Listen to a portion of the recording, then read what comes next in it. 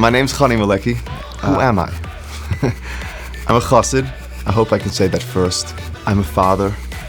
I'm a husband. I grew up on Shlichus in Australia. My father's a rav in the community. My mother was born here. Just from the time I was very young, I always loved doing music. And I don't know where it came from because no one else in my family did it. It wasn't encouraged. I don't even know anyone else in my community who was musical. It was just something I loved. My parents realized it. They bought me a small Casio keyboard, and it took off from there. I was playing from the age of 6, 7 years old, maybe younger even, and slowly building it up. Never had lessons, but it was something that I always loved doing. Well, I finished high school in Australia. I got my school certificate, and at that point we have to decide where I was going to go for Yeshiva. I ended up going to England, to Manchester, which in Yeshiva I was kind of average, but I worked extra hard. I really did. And I think that's kind of an Australian thing, like to work hard at academics. I went on Shlichus to New Haven with the old iMac computers, the first one that ever came out. Somehow I managed to get the power out of there, and I created the first Exodus soundtrack. So that's where I started really music. Doing it like in a way that other people would see it. Otherwise, it was always playing in my room. I always took something to Yeshiva with me. After that year, I went to Smicha.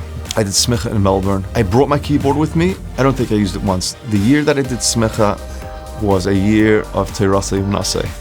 I learned for 18 hours a day. I didn't look out the window. And then my parents said, okay, it's time for you to go to America. You need to find a shidduch. So I came to America. And my brother was here, my younger brother, and he had a keyboard here, and he had made a beat. And I really liked the beat that he made. I don't think I ever told him this. That kind of inspired me, and I took the keyboard off him and I started making more beats and just started building it up. And after a while, I realized I have enough material here that I could do a performance with it. The first gig that I did, a friend of mine reached out to me. And he said, listen, I know you play. I'm getting married. Will you play at my wedding? And I was like, yeah, I think I could do that. And I came in there, knocked it out of the park, and then, as they say, the rest is history. Even over the last few months, I decided that I'm going to completely throw out into the garbage can all of my beats, all of my material from the last couple of years, and start from scratch. I did a wedding last night and I was using some new material, and because of that I made some mistakes. It keeps me on my toes. I had to correct that, and that keeps the thing alive. And yeah, that's how I keep saying, and that's how I keep myself from getting burnt out. If somebody would say that you could pick up your job and go to a different city and everything's the same, but you're making the same money, doing the same thing, but you're in a different city, would you move? I don't know, I don't think so. There's something really special about being in Crown Heights. In the Rebbe's Shchuna, I have a map of the United States, and I put in a little pin for every location I've gone to. So I basically covered the entire USA. I've been to about 40 out of the 50 states. International is a big thing as well. I've been to almost the entire South America. I've been to almost all the states in Canada.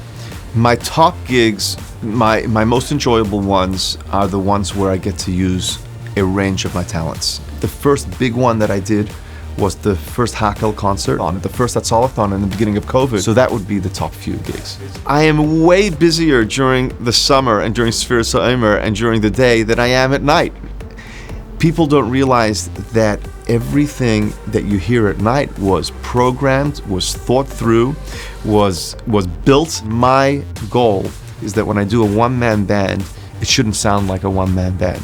It should sound natural. It should sound real. I don't just show up and play. There's a lot that goes into it. I'm here for people's simchas. I'm here to promote the community. I'm on stage doing things for mostess in the community, and everyone's just very grateful. They're very, very gracious, and I feel very appreciated here. It's a privilege. You want to know what my hobbies are? I love to box. I wouldn't say I'm great, but I'm not afraid if someone attacks me on the street. I'll handle it.